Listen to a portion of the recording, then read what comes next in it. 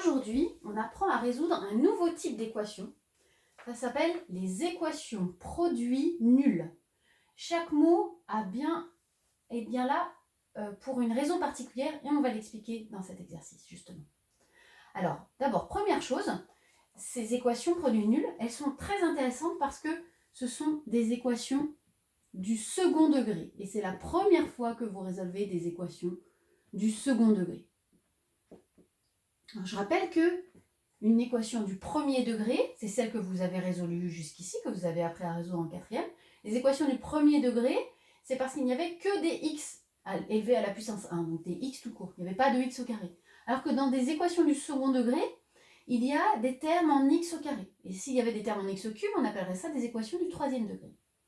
Donc, dans cet exercice 68, page 99, c'est pour vous apprendre à résoudre ces nouvelles équations.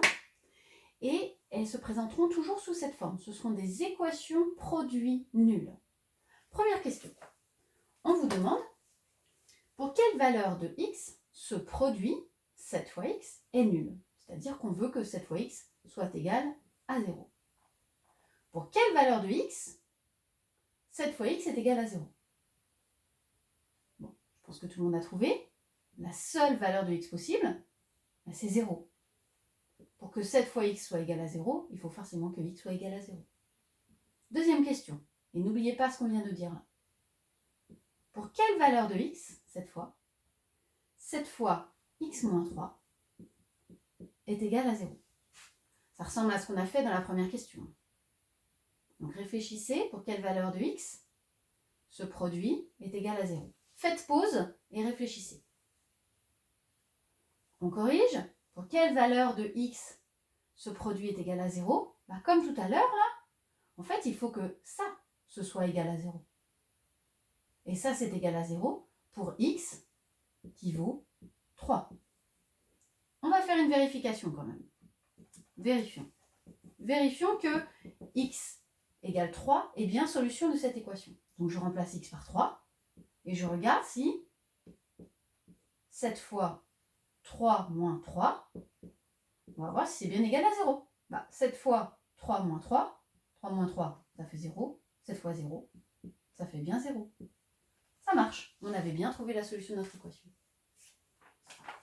Et donc finalement, de manière plus générale, quand on a un produit de deux nombres, petit a et petit b, qui est égal à 0, qu'est-ce qu'on va pouvoir dire de petit a et de petit b ? Ou de petit a ou de petit b. Réfléchissez-y, faites pause. Donc, pour que a fois b soit égal à 0, on n'a pas 36 solutions.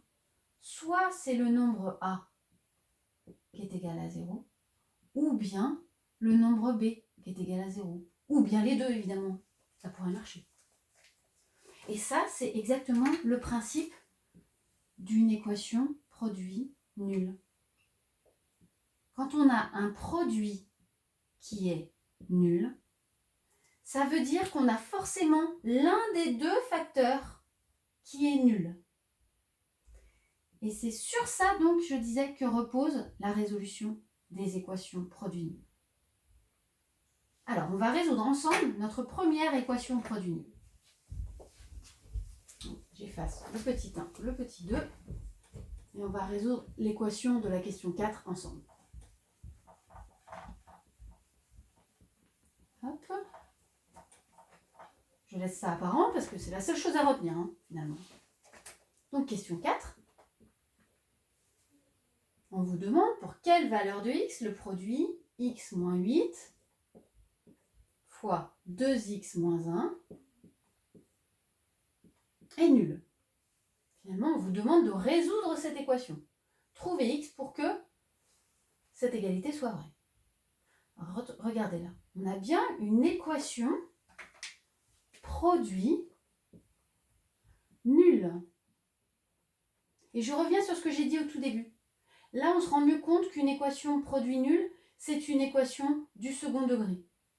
Parce que si jamais on développait, et on va surtout pas le faire, si jamais on développait le membre de gauche, là, vous savez, avec les flèches avec la double distributivité, on aurait x fois 2x déjà pour commencer. Et x fois 2x, ça fait 2x au carré.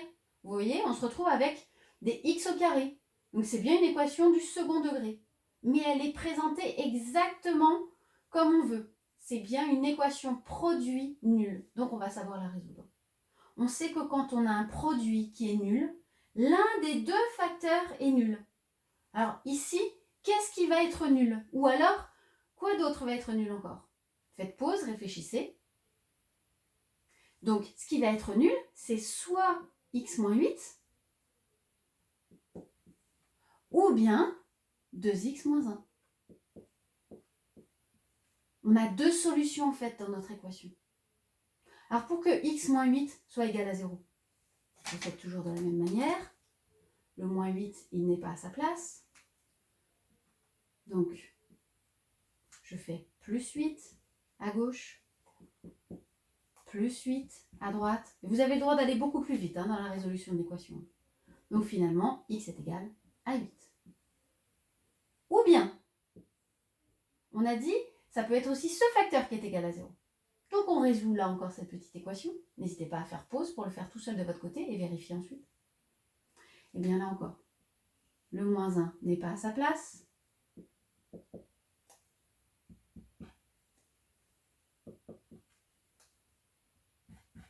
Voilà. Donc finalement à gauche, je n'ai plus que 2x qui est égal à 1. Et donc x qui est égal à 1 demi. Voilà. Et cette équation a deux solutions.